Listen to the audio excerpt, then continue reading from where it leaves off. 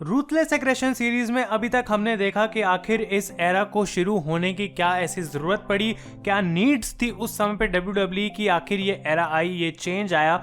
और साथ ही साथ हमने ये भी देखा कि इस एरा का फेज यानी कि जॉन सीना का करियर कहां से कहां पहुंचा और क्या उनके स्ट्रगल्स रहे। लेकिन गाइज, अगर आपने मंडे नाइट वॉर्स की मेरी सीरीज देखी है तो आपको पता है कि फैक्शंस रेसलिंग के अंदर कितना बड़ा रोल प्ले करती हैं, और ऐसी ही फैक्शंस एक रूथलेस एग्रेशन एरा के भी अंदर थी जिसने पूरी रेसलिंग का लैंडस्केप चेंज कर दिया।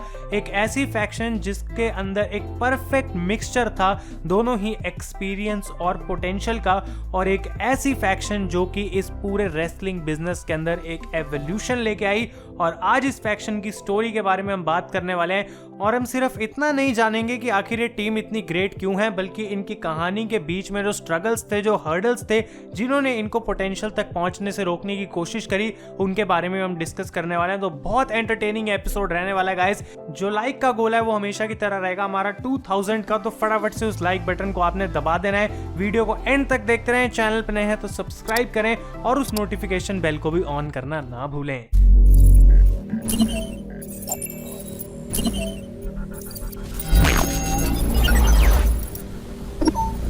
तो गाइज, मैं हूं आयुष और आप देख रहे हैं wrestle India, and welcome back to ruthless aggression era. और लास्ट वीक एपिसोड नहीं आ पाया था क्योंकि मेरी तबीयत सही नहीं थी और मैं बिल्कुल बेकार मूड में इसको नहीं बनाना चाहता था, क्योंकि पूरी एनर्जी अपनी नरेशन के अंदर डालना मेरे लिए एक बहुत इंपॉर्टेंट चीज़ है। क्योंकि अगर आप लोगों को ये वीडियो पसंद नहीं आएगी तो मैं उसका क्या करूँगा फिर। और अगर आपने गाइज एपिसोड नंबर 1 और 2 नहीं देखे हैं तो डिस्क्रिप्शन में आपको इस सीरीज़ का जो है वो पूरा लिंक मिल जाएगा प्लेलिस्ट का। पहले आप जाके वो एपिसोड्स चेकआउट करें और उसके बाद आप वापस आएँ ताकि आपको स्टोरी सारी समझ आनी चाहिए।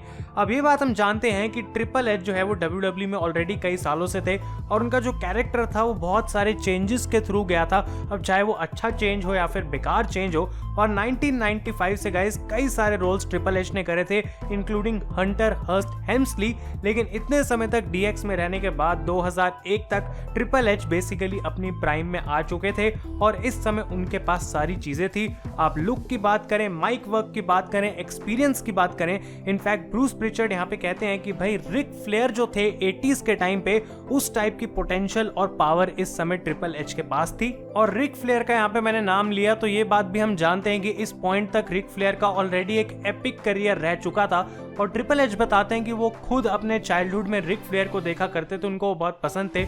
और 4 हॉर्समैन की या तो हम बात कर लें या फिर जो भी सक्सेस रिक फ्लेयर का WWE और NWA के अंदर हुआ था, रिक फ्लेयर गाइज अपनी प्राइम के अंदर रेसलिंग की इंडस्ट्री के सबसे बड़े स्टार थे।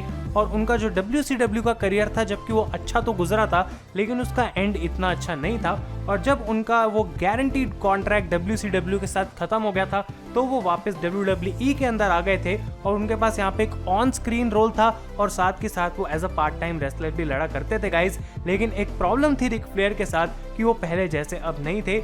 यानी कि ट्रिपल एच हमको बताते हैं कि रिक फ्लेयर अपना जाकर रोल तो प्ले कर सकते थे कैमरा के ऊपर और एक्ट कर सकते थे एज ए नेचर बॉय, लेकिन वो फील नहीं कर पा रहे थे उसी सेम चीज को उसी सेम तरीके से जैसे कि वो अपनी प्राइम में करते थे। और रिक फ्लेयर यहाँ पे हमको बताते हैं कि भाई उस समय में बिल्कुल पूरे तरीके से लॉस्ट था और सही चीजों के बारे में सोच नहीं पा रहा था। और ऑब्वियसली वो फिजिकली पहले जैसे इतने अच्छे नहीं थे कि उतने कमाल के मैचेस दें, लेकिन वो ये भी कहते हैं कि जो मेरी बॉडी में पेन था वो उतना मैटर नहीं कर रहा था जितना कि मेरा माइंड मेरे को परेशान कर रहा था, क्योंकि मैं सही चीज के बारे में नहीं सोच पा रहा था। जो कॉन्फिडेंस था इस समय रिक फ्लेयर के अंदर वो काफी कम हो चुका था। इनफैक्ट वो अपनी इस प्रॉब्लम को और भी ज्यादा एक्सटेंडेड तरीके से बताते हैं और कहते हैं यहाँ पे कि मैचेस के टाइम पे उनको पैनिक अटैक्स आते थे, कभी कभी तो उनको अपने खुद के हाथ नहीं फील होते थे और उनका जैसा कि मैंने कहा कॉन्फिडेंस बिल्कुल गिरता चला जा रहा था। और ट्रिपल एच भी यहाँ पे कहते हैं कि भाई देखो, रिक फ्लेयर को टीवी पे ऑब्वियसली परफॉर्म करने का मन था लेकिन वो चीज नहीं कर पा रहे थे जैसे वो चाहते थे। लेकिन वो ये भी कहते हैं कि जब मैंने रिक फ्लेयर को धीरे धीरे जानना शुरू करा तो मैंने अपना खुद का ये मिशन बना लिया कि मैं इस बंदे की हेल्प करने वाला हूँ और मैं इसको वापस लेके आऊंगा जहां पे ये बिलोंग करता था। तो गाइज इन दोनों के बीच में यानी कि ट्रिपल एच और रिक फ्लेयर के बीच में अब एक फ्रेंडशिप होनी शुरू हो गई थी। और जैसे जैसे ट्रिपल एच ने रिक फ्लेयर को जानना शुरू करा उनको ये बात रियलाइज हुई कि अगर इस बंदे को मुझे वापस लेकर आना है तो वो मैं कर तो सकता हूँ, लेकिन उसका करने का सिर्फ एक ही तरीका है और वो है कि मैं इसकी साइड पे हमेशा रहूं और मैं इसके साथ रह के इसको यहाँ पे मोटिवेट करूं। तो इन दोनों ने गाइज अपने आप को एक दूसरे के साथ अलाइन कर लिया। लेकिन ट्रिपल एच के दिमाग में एक और भी ज़्यादा अच्छा आइडिया था, और वो था एक पूरा ग्रुप बनाने का।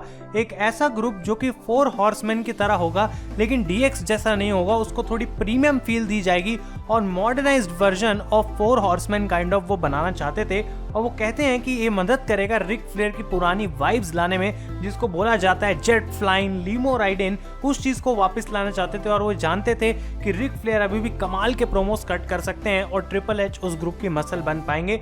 तो ये आइडिया रिक फ्लेयर को पसंद आया और फिर ये दोनों मिलकर विंस मैकमैन के पास गए, जिनको उस समय भाई फैक्शंस बिल्कुल भी पसंद नहीं थी। लेकिन ट्रिपल एच ने एक प्रॉमिस किया विंस को कि भाई तुम अगर मुझे कोई 2 बढ़िया सुपरस्टार्स देते हो इस ग्रुप में डालने के लिए, तो मैं उनको तुम्हारे लिए फ्यूचर स्टार्स बना के छोड़ूंगा, और रिक फ्लेयर जो ओल्ड गोल्ड फ्लेयर सब लोग इस समय मिस कर रहे हैं, वो भी मैं तुम्हें वापस लाने की गारंटी करता हूं। तो विंस मैकमैन को ये आइडिया काफी अच्छा लगा और उन्होंने कहा चलो इस पे हम काम स्टार्ट करते हैं। तो ऑब्वियसली ये बात हम जानते हैं कि Ric Flair is one of the greatest of all time. उस समय 16 वर्ल्ड चैंपियनशिप्स थी उनके पास, जो कि सबसे ज्यादा है आज तक, और ट्रिपल एच इतने कमाल के स्टार थे अपने आप में। लेकिन ये जो भी 2 नए स्टार्स ऐड होने वाले थे उनके ऊपर बहुत प्रेशर था। इनफैक्ट ये पूरा आइडिया एक बहुत बड़ा रिस्क था, क्योंकि अगर ये चल जाए और जो ट्रिपल एच का प्रॉमिस है वो पूरा हो जाए तो भाई वाह भाई वाह, लेकिन अगर नहीं होता तो तुम्हें स्क्रैच से स्टार्ट करना पड़ेगा, या तो पूरा आइडिया जो है वो फ्लॉप करना पड़ेगा। तो प्रेशर था यहाँ पे कि इसको डिलीवर करा जाए। अब 2002 तक ये जो टाइम चल रहा था, उस समय WWE के पास बहुत ज़्यादा टैलेंट था, और गाइज उनमें से एक थे रैंडी ऑर्टन। तो ऑर्टन ने 1-1.5 साल ऑलरेडी OVW में बिताया था, जहाँ पे वो सुपरस्टार बनना सीख रहे थे, और फाइनली WWE ने डिसाइड करा कि भाई इस बंदे को मेन रोस्टर पर लेकर आएंगे। तो ऑर्टन का जो डेब्यू था वो इनिशियली स्मैकडाउन पे करा गया, और इस शो पे आके इन्होंने कुछ मैचेस लड़े, काफी इंप्रेसिव लग रहे थे, लेकिन उसके कुछ ही देर बाद इनको मंडे नाइट रॉ पे डाल दिया गया। अब रैंडी ऑर्टन यहाँ पे याद करते हैं कि किस तरीके से उनका मैच हो रहा था क्रिश्चियन के साथ, और इस मैच में उन्होंने अपने शोल्डर को इंजर्ड कर लिया, और वो उस समय पे सोच रहे थे शायद मेरा करियर शुरू होने से ही पहले खत्म हो जाएगा। लेकिन WWE ने इसका एक ऑल्टरनेटिव ऑप्शन चुना, और रैंडी ऑर्टन ने गाइस यहाँ पे स्टार्ट करी अपनी नई एक सेगमेंट, जिसका नाम था RNN न्यूज अपडेट्स। अब बेसिकली सबसे पहली बार उन्होंने ये कनाडा के अंदर करा था, और रैंडी क्या करते थे कि वो रॉ के ऊपर आके अपडेट देते थे अपनी इंजरी के बारे में, और वो बेसिकली इन क्रिंज वर्दी सेगमेंट्स के अंदर बताया करते थे कि वो किस तरीके से रिकवर कर रहे हैं। तो वो हर हफ्ते आके कहते थे कि मैं भाई हर एक नॉर्मल ह्यूमन बीइंग से जो है वो तेज रिकवर कर रहा हूँ, और वो ऐसे ही कुछ भी रैंडम फिगर्स बोलते थे कि भाई मेरा शोल्डर जो है वो 32.3% सही हो गया है, और मेडिकल ज्ञान देते थे जो कि लोगों को बिल्कुल पसंद नहीं आता था। और ऑर्टन कहते हैं भाई क्राउड मुझे बुरे तरीके से बू करता था इन सेगमेंट्स में, मैं बहुत ज्यादा इरिटेटिंग था, लेकिन ये एक तरीका था रैंडी ऑर्टन को टीवी पर फीचर करते रहने का, क्योंकि ऑब्वियसली इस समय वो रेसल नहीं कर सकते थे, और एक काइंड ऑफ काम कर रहा था, क्योंकि एटलीस्ट लोग इस पे रिएक्ट तो कर रहे थे। तो जहां एक तरफ रैंडी ऑर्टन अपनी क्राउड के साथ थोड़ा सा बॉन्ड बनाने की कोशिश कर रहे थे और अपनी इंजरी से रिकवर कर रहे थे, दूसरी तरफ उनका OVW का एक और कोलीग रेडी था to jump to the main roster, और उनका नाम था बटिस्टा। अब बटिस्टा कहते हैं कि उनको सिर्फ इतना पता था कि भाई तुम्हें एक कोट सूट खरीदना है और वो लेके आना है अपने डेब्यू के लिए, और वो कहते हैं मैं गया, मैंने $500 का एक कोट सूट खरीदा, और $500 उस समय मेरे लिए $10,000 की लेवल के थे, क्योंकि भाई मेरे पास पैसे ज्यादा हुआ नहीं करते थे। और वो कहते हैं कि जैसे मैं वहां पे घुसा अरीना के अंदर, विंस मैकमैन ने बोला इस कोट सूट की तुम जो है वो स्लीव्स को काट दो। तो बटिस्टा का जो डेब्यू था गाइस वो करा गया था एक गिमिक के अंदर, जिसका नाम था डीकन बटिस्टा, और ये बेसिकली डी वॉन डडली को अकंपनी करते थे रिंग साइड। और स्टोरी काइंड ऑफ ये थी कि बटिस्टा डी वॉन से सीख रहे हैं कि आखिर कैसे लड़ सकते हैं, क्योंकि ऑब्वियसली उस समय वो ग्रीन थे, इतनी अच्छी रेसलिंग उनको करनी नहीं आती थी। और फैंस देख रहे हैं बंदा जो कि कटा फटा सा सूट पहन के आ रहा है, गले में इसकी चेन है, बहुत कमाल की बैड एस इसकी लुक्स हैं, और ये सब कुछ होने के बावजूद भी ये बंदा कुछ आखिर खास करता क्यों नहीं है, बस खड़ा क्यों रहता है रिंग साइड। और बटिस्टा कहते हैं कि भाई मुझे इस गिमिक की हर एक चीज नापसंद थी, आई एब्सोल्युटली हेटेड इट, और उनको फील हो रहा था कि भाई कहीं मेरी जॉब ही ना चली जाए, क्योंकि ये गिमिक तो कुछ कर ही नहीं रहा। और बाय एंड ऑफ 2002 इतने सारे रोस्टर के बीच में बटिस्टा बेसिकली खो गए, और कोई भी जो है उन पे फोकस नहीं कर रहा था। लेकिन दूसरी तरफ एक गुड न्यूज थी, क्योंकि अब रैंडी ऑर्टन अपनी इंजरी से फुली रिकवर कर चुके थे और अपनी ग्रोथ को वो रीस्टार्ट करना चाह रहे थे। और सेम टाइम पे रिक फ्लेयर और ट्रिपल एच की उस फैक्शन का जो आइडिया था अब एक रियलिटी के पास आ गया था गाइज, और उन्होंने डिसाइड करा कि जो थर्ड मेंबर होने वाला है इस ग्रुप का, that is going to be Randy Orton.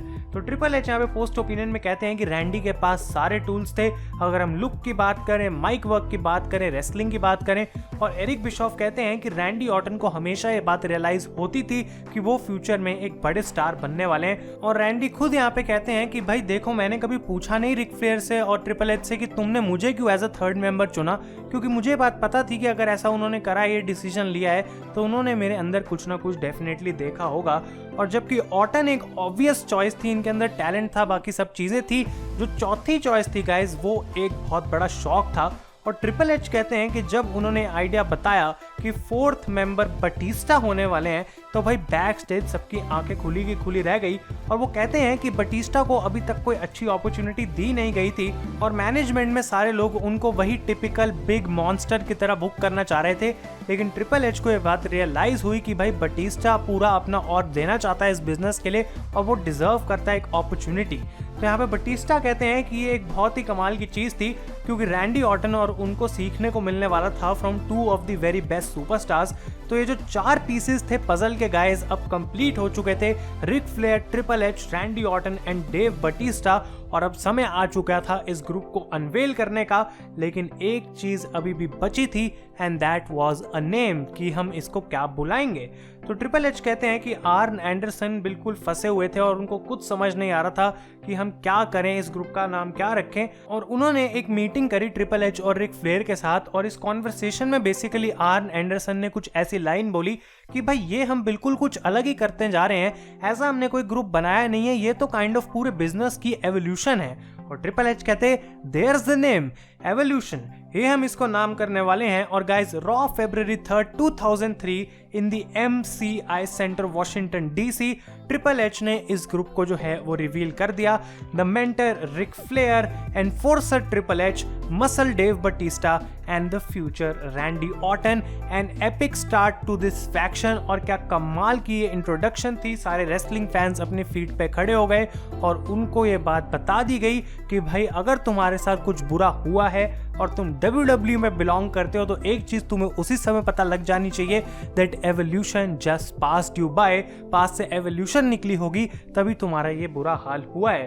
तो ट्रिपल एच कहते हैं कि मैंने रैंडी ऑर्टन और बटिस्टा को पहले ही बोल दिया था कि भाई तुम्हें ये ग्रुप ज्वाइन करने के बाद बैक स्टेज सुपरस्टार से हीट मिलने वाली है, तुम्हें हेट मिलने वाली है, और मुझे तुम अभी बता दो अगर तुम इस चीज से डील नहीं कर सकते तो मैं तुम्हें बाहर निकालूं और हम अभी चेंज कर लेंगे। और बटिस्टा यहाँ पे कहते हैं कि उनको ऑब्वियसली लोग हेट कर रहे थे, लेकिन अब समय था उनके करियर के बारे में सोचने का और जो पैसे वो इससे कमाने वाले थे। और रैंडी कहते हैं कि उस समय मेरे ज़्यादा फ्रेंड्स नहीं थे, और जबकि ये हेट मुझे बॉदर कर रही थी थोड़ी बहुत, मैंने और बटिस्टा दोनों ने अग्री करा कि हम इस ग्रुप को ज्वाइन करने वाले हैं। और ट्रिपल एच भी यहाँ पे पोस्ट ओपिनियन में अपनी बात क्लियरली बताते हैं कि हमने तो उस समय कोशिश करी कि जो हमें हेट कर रहा था उसको हम और रीजंस दें हमें हेट करने के। और उन्होंने ऑर्टन बटिस्टा दोनों को ये बात क्लियरली बता दी कि अब तुम स्टार्स बन चुके हो तो एक्ट लाइक स्टार्स, बिल्कुल तुम्हें बेवकूफ़ी नहीं करनी। तो रॉ February 24, 2003 की ये बात है जब ट्रिपल एच रिकॉल करते हैं कि रैंडी ऑर्टन और डेव बटिस्टा को एक टैग टीम मैच में डाला गया और वो बाहर जाके ऐसे परफॉर्म कर रहे हैं कि भाई जैसे वो किसी ग्रुप का तो छोड़ो, किसी रेसलिंग बिजनेस का, और वो भी WWE जैसी बड़ी कंपनी का पार्ट नहीं है। मतलब उनके तरीके से जो अपने आप को प्रेजेंट कर रहे थे, बिल्कुल ऐसा नहीं लग रहा था कि वो यहाँ पे अच्छे से परफॉर्म कर रहे हैं। तो ट्रिपल एच ने एक अल्टीमेटम यानी कि एक फाइनल वार्निंग दी ऑर्टन और बटिस्टा को, और उन्होंने बेसिकली उनको कहा गेट योर शिट टुगेदर, और जितनी भी तुमने आज तक चीजें सीखी है रेसलिंग के बारे में उसको तुम भूल जाओ, क्योंकि मैं और रिक फ्लेयर तुम्हें शुरू से मोल्ड करने वाले हैं, एक रीसेट बटन दबाने वाले हैं, और अगर तुमसे फिर से गलती हुई दिस फैक्शन इज ओवर और हमको जो है वो शुरू से स्टार्ट करना पड़ेगा। तो रैंडी ऑर्टन और डेव बटिस्टा को अपनी इस गलती को एक बार फिर से ना दोहराने के लिए एक टेस्ट दिया गया और उनको एक मैच में डाला गया अगेंस्ट द डडली बॉयज। अब आप लोग शायद यहाँ पे सोच रहे होंगे कि भाई तो क्या हो गया, इन दोनों ने अपने आप को प्रूव कर दिया होगा, बट दिस मैच मैं आपको बता दूं वाज एन एब्सोल्यूट डिजास्टर। तो हुआ क्या यहाँ पे कि बटिस्टा जो है वो बबा रे डडली को मारने की कोशिश करते हैं और उस चक्कर में वो अपनी ट्राइसेप को जो है वो खराब कर देते हैं। He gets a torn tricep injury guys. और यहाँ पे डडली बॉयज रैंडी ऑर्टन के ऊपर एक मूव परफॉर्म कर रहे थे और ऑर्टन ने उसको सही से लिया नहीं, डडलीज ने उसको सही से परफॉर्म करा नहीं, और रैंडी ऑर्टन को भी एक एंकल इंजरी हो गई। अब ये बहुत फनी है क्योंकि ट्रिपल एच इसको पोस्ट ओपिनियन में रिकॉल कर रहे होते हैं और वो कहते हैं कि मैं बैक स्टेज बैठा, मुझे पता लगा कि डेव इंजर्ड हो गया, तो मैं कॉरिडोर में घूम रहा था, मुझे डेव मिलता है और डेव कहता है हाँ मैं इंजर्ड हूँ लेकिन रैंडी ऑर्टन भी इंजर्ड है। तो ट्रिपल एच कहते हैं अच्छा ऑर्टन इंजर्ड है, वो कहता है नहीं भाई मैं भी इंजर्ड हूँ और वो भी इंजर्ड है, दोनों बंदे एक साथ इंजर्ड हो गए। और बटिस्टा कहते हैं कि वो इस समय बहुत ज्यादा खुंदक में थे, लेकिन दूसरी तरफ बबा रे जो है वो रैंडी ऑर्टन से गुस्से में थे कि उन्होंने उनकी बैक क्यों हर्ट कर दी। अब यहाँ पे बटिस्टा कहते हैं कि बबा इसलिए उस समय खुंदक दिखा रहा था क्योंकि वो हमें कभी पसंद नहीं करता था और हमेशा इस फैक्ट को हेट करता था कि हम दोनों ने एवोल्यूशन कैसे ज्वाइन कर ली। लेकिन बबा रे डडली अपना पोस्ट ओपिनियन में हमें बताते हैं कि भाई देखो वो एक एक्सीडेंट था और रेसलिंग रिंग के अंदर एक एक्सीडेंट होते हैं, मेरे हिसाब से हम सबकी कुछ ना कुछ उस समय गलती थी। और वो कहते हैं मुझे इतना याद नहीं है कि मैं किसी पे गुस्सा कर रहा था, लेकिन शायद मैंने ऐसा करा होगा क्योंकि उस मोमेंट में मैं भी किसी से खुश नहीं था। और रैंडी ऑर्टन यहाँ पे कहते हैं कि भाई अभी तो इतने समय से मैंने अपनी इंजरी को रिकवर करा था और मैं वापस आया हूँ, कुछ ही हफ्ते हुए हैं और मैं फिर से इंजर्ड हो गया था। और यहाँ पे बेसिकली डेव बटिस्टा कहते हैं कि भाई मैं अपनी जॉब के लिए बहुत ज़्यादा स्केर्ड था क्योंकि ये दूसरा मौका था, हमको प्रूव करना था और हम यहाँ पे इंजर्ड हो गए थे। तो ट्रिपल एच कहते हैं कि उनको यहाँ पे बहुत बुरा लगा डेव बटिस्टा और रैंडी ऑर्टन के लिए, लेकिन यहाँ पे WWE क्रिएटिव के ऊपर सीरियस प्रेशर था कि अब क्या करना है, क्योंकि पहले हमने ग्रुप बनाने की कोशिश करी, ठीक है हमने इसको अनाउंस कर दिया पूरी ऑडियंस के सामने, हमने इनको मौका दिया है, दो बंदों ने बिल्कुल फकअप कर दिया, उसके बाद हमने इनको दूसरा मौका दिया और अब ये इंजर्ड हो चुके हैं। तो एक महीना अनाउंस करने के बाद इस सबसे बड़े ग्रुप को एवोल्यूशन को, जो कि ट्रिपल एच का एक आइडिया था कि भाई हम हाँ 2 स्टार्स को एलिवेट करके फ्यूचर डायमंड्स बनाएंगे, रिक फ्लेयर को वापस लेकर आने वाले हैं, क्या रूथलेस एग्रेशन का ये सबसे बड़ा आइडिया, सबसे बड़ी प्लानिंग एक फेलियर में ऑलरेडी कन्वर्ट हो चुका था। आखिर WWE का क्रिएटिव क्या करता इसको रिप्लेस करने के लिए, इसको फिक्स करने के लिए, what was the solution behind this problem. और गाइज इसको हम डिस्कस करेंगे in part 2 of evolution episode. और ये मैं इसलिए कर रहा हूँ क्योंकि अगर मैं आपको पूरी कहानी बताऊंगा तो ये 30-40 मिनट की वीडियो बन जाएगी, जो कि मैं नहीं चाहता। और यहाँ पे हम इसको पार्ट 2 में कंटिन्यू करेंगे। तो आपका सबसे पहला क्वेश्चन होगा कि भाई पार्ट 2 कब आने वाला है? तो मंडे को दोपहर को 2 बजे मैं ऑलरेडी आपको बता दूं कि एवोल्यूशन यानी कि एपिसोड नंबर 3 का पार्ट 2 आपको देखने को मिल जाएगा और हम कंटिन्यू करेंगे। और मैं आपको इतना जरूर कह सकता हूँ कि भाई आगे भी कई सारे ट्विस्ट एंड टर्न्स आने वाले हैं और एवोल्यूशन आखिर इतनी सक्सेसफुल हुई कैसे वो मैं आपको बताऊंगा इन पार्ट 2। अमेजिंग स्टोरी है, डेफिनेटली कंटिन्यू करेंगे। लेकिन अगर आपको ये वीडियो पसंद आई है गाइस तो इसे लाइक करें। Thank you so much for watching. जो लाइक गोल है उसको फटाफट से कंप्लीट करें लाइक बटन दबा के, और अपने ओपिनियंस अभी तक इस स्टोरी के बारे में डेफिनेटली कमेंट्स में मुझे बताएं। मैं हूं आयुष और आप देख रहे हैं रेसल इंडिया।